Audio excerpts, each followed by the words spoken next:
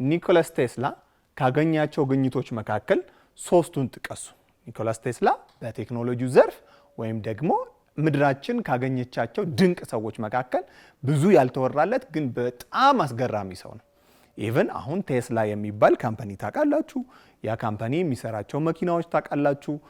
አውቶሜትድ የሆኑ ሰልፍ ድራይቭ የሆኑ በኤሌክትሪክ የሚሰሩ አዳዲስ ቴክኖሎጂዎች ከዚህ ሰው ስም ድራይቭ የሆኑ በካምፓኒው የሚመረቱ ስራዎች እንዳላችሁ ታውቃላችሁ። ግን ያኔ ኒኮላስ ቴስላ ለምድር ወይም ደግሞ አሁን ላሉት የሰው ልጆች ስልጣኔ ውስጥ አዳዲስ የፈለሰፋቸው ነገሮች ምንድን ናቸው የሚለውን እናንተ ትነግሩኛላችሁ። እኔ ግን ጥቂት ኒኮላስ ቴስላም ከሰራቸው ውስጥ አንዱና ዋናው ተብሎ የሚታወቀውን የኤሲ ወይም ደግሞ አልተርኔቲቭ ከረንት እና ዳይሬክት ከረንት ምንድን ነው፣ እንዴት ነው ደግሞ ሶላር ኢነርጂ ወይም ደግሞ ከፀሐይ ብርሃን ኢነርጂን መስራት የምንችለው የሚለውን ጥቂት አወራችኋለሁ። እናንተ እስከዛ ድረስ ሶስት እሱ የሰራቸውን ስራዎች እየነገራችሁኝ ትሄዳላችሁ። ኒኮላስ ቴስላ ይህንን አልተርኔቲቭ ከረንት ከማግኘቱ በፊት እኛ የምንጠቀም የነበረው በቶማስ ኤዲሰን በደንብ ታውቁታላችሁ አይደል? ምን ዲስከቨር እንዳደረገ በእሱ አማካኝነት የሚሰሩ የመብራት ወይም የኤሌክትሪክ ዌዮችን ቀይሮ በአልተርኔቲቭ ከረንት እንዳለ ያመጣልን ነው። ለምሳሌ ዳይሬክት ከረንት ማለት ዳይሬክት ከረንት ማለት እንደዚህ ሙቭ የሚያደርግ ከረንቱ ከአንድ ቦታ ወደ አንድ ቦታ ዳይሬክትሊ ሙቭ ነው የሚያደርገው። ለምሳሌ አምፖሉ ቤታችን ያለ ወይም የሆነ ቦታ ያለ አምፖል ስንመለከተው በዳይሬክት ከረንት የሚሰራ ከሆነ ፍላክቹዌት የማያደርግ ወጥነት ያለው ሶርስ ነው፣ ኢነርጂ ነው። እነሱም ደግሞ ውስጥ ባትሪዎች በደንብ ይታወቃሉ። ዳይሬክት ከረንት ተብለው በባትሪ አማካኝነት የመኪና ባትሪም ሪሞት ውስጥ የሚገቡ ባትሪዎችም ሌሎችም ባትሪዎችን ካያችሁ እንደ ዳይሬክት ከረንት ነው የሚታወቁት። ይህንንም ደግሞ ያገኘልን ቶማስ ኤዲሰን ነው፣ አምፖልን የሰራው ማለት ነው። ብዙ ሙከራዎችን አድርጎ ግኝት ያስገኘ። ልክ ቶማስ ኤዲሰን እና ኒኮላስ ቴስላም አንድ ላይ የኖሩ በተለይ ደግሞ ኒኮላስ ቴስላ በቶማስ ኤዲሰን ስር የነበረ ስምሃው ብዙ ታሪኮች ስላሉት እሱንም ቼክ ታደርጉታላችሁ። ኢቭን ኒኮላስ ቴስላ አልተርኔቲቭ ከረንትን ባገኘ ወቅት ተቃራኒ ወይም ደግሞ ከሱ ኦፖዚት ሆኖ የነበረው ራሱ ቶማስ ኤዲሰንም ነበር። ግን እኛ ከሁለቱም የሚጠቅሙትን አዳዲስ ነገሮችን ስላገኘን ሁለቱንም ከልብ እያመሰገንን፣ ግን ምንድነው ድራይቭ ያደረጉት ከነሱ ታሪክ ውጭ ምንድነው ለሳይንሱ ዘርፍ ወይም ደግሞ ለቴክኖሎጂ ዘርፍ ያበረከቱት ሚለውን ነው የምንወስደው። ኒኮላስ ቴስላ አልተርኔቲቭ ከረንትን ሲያመጣ አልተርኔቲቭ ከረንት ማለት ልክ የዳይሬክት ቀጥታ አይደለ። አልተርኔቲቭ ከረንት ማለት ዌቪ ማለት ነው። ዌቭ ለምሳሌ ይሄኛው ምሳሌ ነው። እሺ 200 ቮልት ብለው ከረንቱ፣ ይሄም ተመሳሳይ እዚች ጋር ወይ እዚች ጋር ነው የሚሆነው። ለምሳሌ ሚድሉ 0 ብል እዚህ 200 ብለው ወደ ታች ሲወርድ ኔጌቲቭ ነው የሚሆነው። ምክንያቱም አፕስ ኤንድ ዳውኑ አንድ ከረንት ሙቭ ሲያደርግ በሲኖሶዳል በሆነ ወይም ደግሞ ዌቪ በሆነ ነገር ሲሄድ የራሱን ሳይድ ስለሚሄድ ከዚች እዚች ላምዳ እንላታለን አይደል? ከዛችኛዋ ከፍታዋ ደግሞ አምፕሊቲዩድ ትባላለች። አምፕሊቲዩዷ አፕ እና ዳውን ሲል የራሱ የሆነ ቁጥር አለው። ስለዚህ ከፍ ዝቅ ስለሚል ምን ይሆናል? አንዴ ከፍ አንዴ ዝቅ፣ አንዴ ከፍ አንዴ ዝቅ እያለ ስለሚሄድ ዳይሬክት አይደለም፣ አልተርኔቲቭ ነው። ዳይሬክሽን ይቀይራል። ከፍ ዝቅ፣ ኔጌቲቭ ፖዚቲቭ፣ ኔጌቲቭ ፖዚቲቭ እያለ ይሄዳል። ስለዚህ ምን እያልከን ነው ስትሉኝ፣ እነዚህ ባትሪዎች ኮንስታንት የሆነ ከረንት የሚሰጡ ስለሆነ ዳይሬክት ከረንት ናቸው።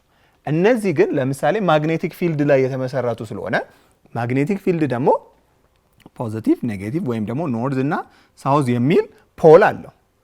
ፊልዱንም ሲፈጥር በዚህ ሳውዝ እና ኖርዝ አማካኝነት ለምሳሌ እዚህ ጋር ባሮች ቢኖሩ እነዚህ ባሮች መሃል የሚኖረው አንዱ የማግኔቱ ፊልድ እዚህ ኖርዝ እዚህ ሳውዝ ቢሆን ኦፖዚት መሆን ስላለበት ለኖርዝ ሳውዝ ለሳውዝ ኖርዝ ይሆንና ልክ ከረንት ከፈጠረ በኋላ ስለሚሽከረከር እቺ ሳውዝ እዚህ ጋር ስትመጣ ግዴታ ለመገፋት እቺ ሳውዝ ምን መሆን አለበት? ኖርዝ መሆን አለበት።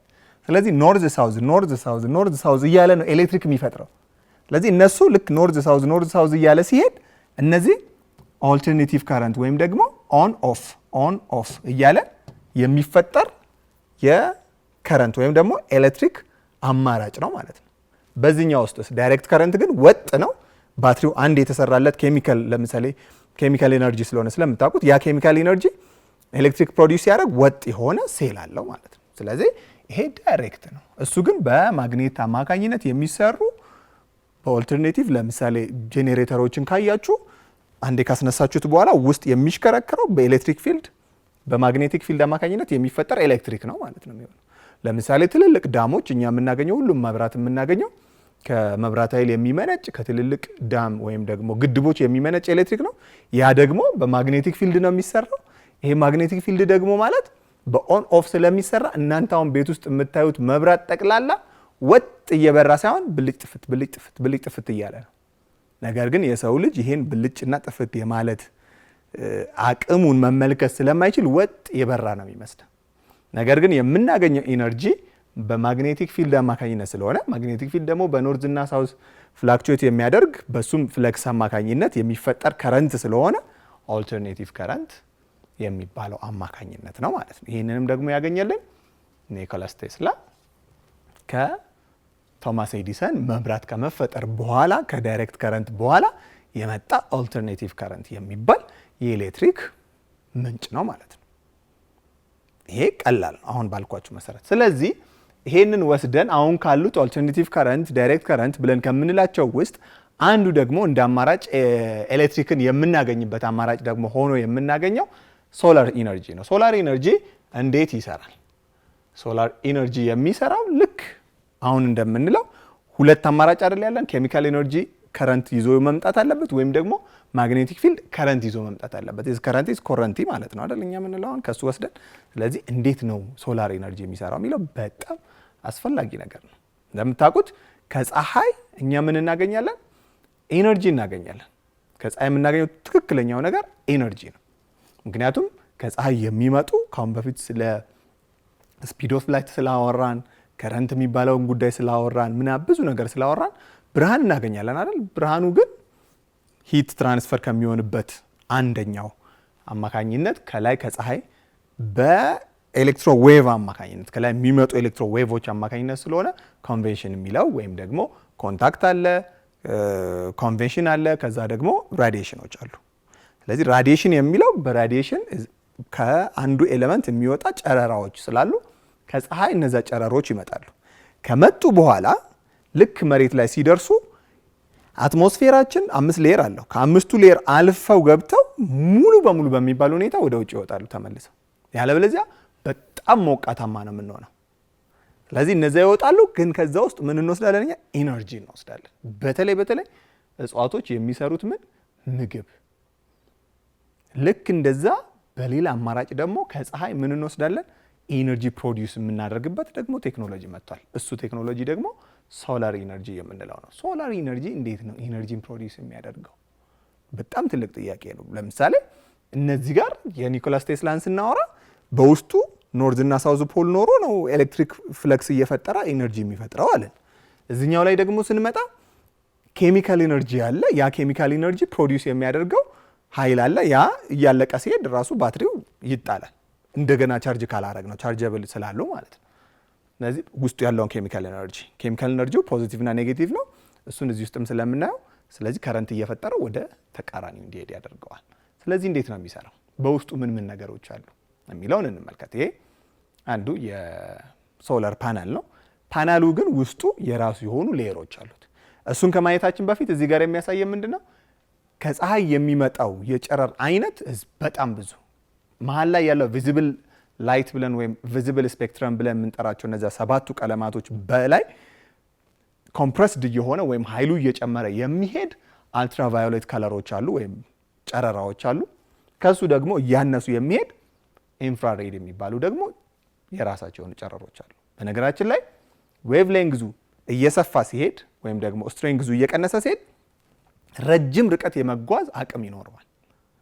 ደግሞ በጣም ጠንካራ እየሆነ ሲሄድ ረጅም ርቀት የመጓዝ አቅሙ እየቀነሰ ይሄዳል። ይሄን ባይ ዲፎልት ያዙት። ይሄ ልክ ከባድ ሲሆን ለምሳሌ ሬዲዮ ዌቭ ሲባል ሰምታችሁ ታውቃላችሁ? ሬዲዮ ዌቭ በአንድ ቦታ ላይ ሆኖ ረጅም ኤሪያ ላይ ሬዲዮ ልንለቅ የምንችልበት ሬዲዮ ሞገድን ለረጅም ሩቅ ላሉ ሰዎች የምናሰማበት ነው። ለምን?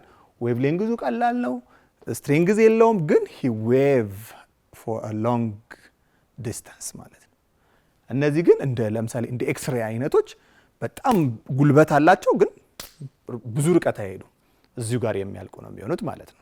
ከዛስ እነዚህ የተለያዩ ዌቭ ሌንግዝ ያላቸውን የፀሐይ ጨረራዎች የምናስተናግድበት ፕሌቶች ነው የምናዘጋጀው። እነዚህ ፕሌቶች እዚህ ፓናል ውስጥ በስርዓት ተቀምጠዋል። 3 ሌየር አለው። እነዚህ ሌየሮች እስቲ ውስጡን እናየዋለን። እነዚህ ሌየሮች ኮንዳክተር ካሁን በፊት ነግሬያችሁ ስለነበር ኮንዳክተር፣ ሴሚኮንዳክተርና ኢንሱሌተር ብለን ካሁን በፊት አውርተናል አይደል? ኮንዳክተሮች ኤሌክትሪክ ማስተላለፍ የሚችሉ ኤሌመንቶች ናቸው። ሴሚኮንዳክተርስ በኮንዲሽኑ የሆነ ነገር ካገኙ በደንብ ኤሌክትሪክ ማስተላለፍ ይጀምራሉ።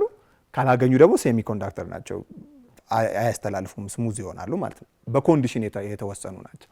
ኢንሱሌተር ግን ሁሌም ኢንሱሌተር ነው። እንደ እንጨት አይነት ምናምኖች ምንም ኤሌክትሪክ የማያስተላልፉ ናቸው። እነዚህ ነው የሚጠቀሙት። ስለዚህ እነዚህ ልክ እዚህ ውስጥ ሲጠቀሙት 3 ሌየሮች ይኖሩታል። ሜን ሌየር ቶፑ ላይ ያለው ሲሊከንና ፔሪዮዲክ ቴብል ላይ ካሁን በፊት እንዳወራ ነው ፎስፈረስን ይይዛል።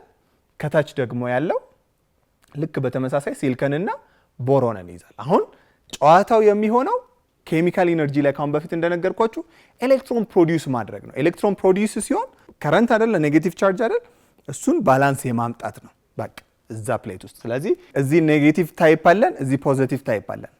ስለዚህ ከነዚህ ከሚመጡት ጨረሮች አማካኝነት እዚህ መሃል ላይ ያለውን ፖዚቲቭ እና ኔጌቲቭ የሆኑ ኤሌክትሮኖችን ፕሮዲዩስ ማድረግ ነው። ስለዚህ ወደ ፖዚቲቭ ፖዚቲቭ ይሄዳል፣ ወደ ኔጌቲቭ ወደ ፖዚቲቭ ፖዚቲቭ ይሄዳል፣ ወደ ኔጌቲቭ ኔጌቲቭ ይሄዳል። ልክ ያ ነገር ሲፈጠር እዚህ ጋር ባሉት ሲሊከን እና ፎስፈረስ እና ቦሮን ብለን ያየናቸው ኤሌመንቶች አሉ አይደል? በእነሱ አማካኝነት ባላንስ የማድረግ ነው ጨዋታ። ባትሪ ላይም ካሁን በፊት አሳይቻችሁ ስለነበር ባትሪን ስታዩት ልክ አንድ ባትሪ ከሳልን በኋላ እዚች ጋር ፕሌት አለች። እዚህ ኔጌቲቭ ከሆነ እዚህ ፖዚቲቭ ከሆነ ይሄ ኔጌቲቭ ኤሌክትሮን ከዚህ ሙቭ አድርጎ እዚህ እንዲመጣ ብቻ ነው። ለምን? ባላንስ እንዲሆን። ልክ እንደዛ እዚህ ኔጌቲቭ አለኝ፣ እዚህ ፖዚቲቭ አለኝ። ይሄንን ባላንስ የማድረግ ጨዋታ ነው። ኤሌክትሮን ባገኘ ቁጥር እዚህ ጋር ይዩት። ልክ ይሄኛው በራሳቸው ፖዚቲቭ እና ኔጌቲቭ ከኖረው በኋላ ልክ ጨረር ከላይ ሲያገኝ ምን ይሆናል? እዚህ ሚድሉ ላይ ያለው መሀለኛው ሌየር ይዩት። ቅድም የነገርኳችሁ የላይት ስፔክትረሞች የየራሳቸው ዌቭ ሌንግዝ አላቸው።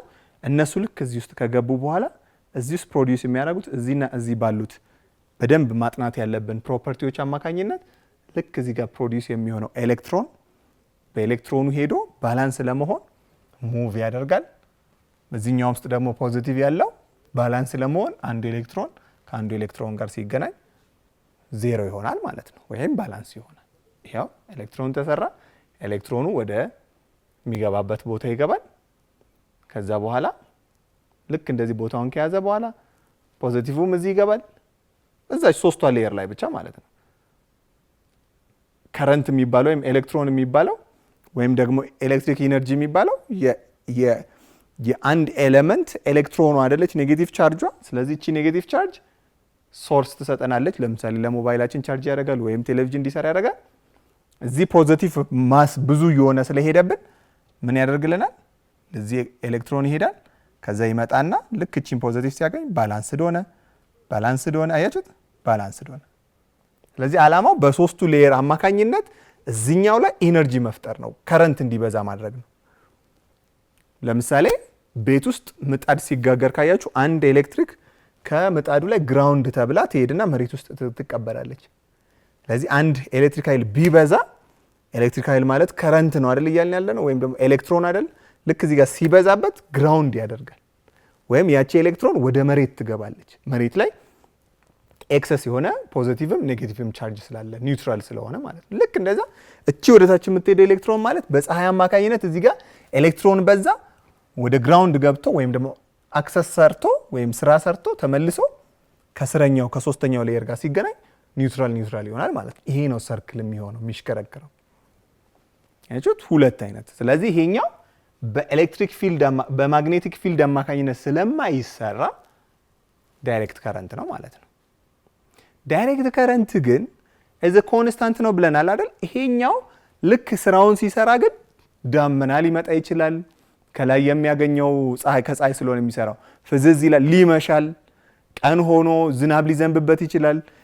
ፍላክቹዌት የሚያደርግ ነገር አለው አይደል? ዳይሬክትም ቢሆን ግን ፍላክቹዌት የሚያደርገው ነገር አለ። ስለዚህ ያ ፍላክቹዌት የሚያደርገውን ደግሞ ለማስተካከል ይሄንን የሆኑ ልክ እነዚህን አክሰስ የሚያደርግ ወይም ማስተካከያ ፎርም ይሰራለታል የራሱ የሆነ። ስለዚህ እነሱን እያስተካከለ ባላንስ እያደረገ ስቶር እያደረገ ልክ እንደ ባትሪ ማለት ነው። እንደዚህ አይነት አክሰሶች ይኖራሉ። እነዚህ ውስጥ ይገባል፣ ስቶር ይሆናል።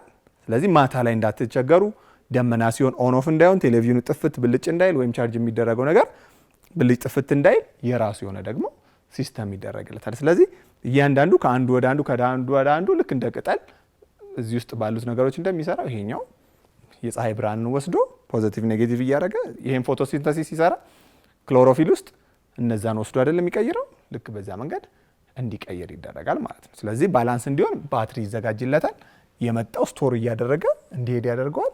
ልክ ማታ ላይ ይሄ ስቶር የሆነው ይጠቀመዋል። ደመና ሲሆን ዝናብ ሲዘንብ ስቶር የሆነው ይጠቀመዋል። ለረጅም ጊዜ ግን ፀሐይ ከሌለ ስራውን እያጣ ይሄዳል ማለት ነው። ግን በዛ አማካኝነት አሁን የተባሉትን ኔጌቲቭ ቻርጆች እየፈጠረ እነሱን እየሄዱ ባላንስ እያደረገ ልክ እንደ ዳይሬክት ከረንት ቀጥታ ቤታችንን የሚያገለግል ሶርስ ይሆናል ማለት ነው።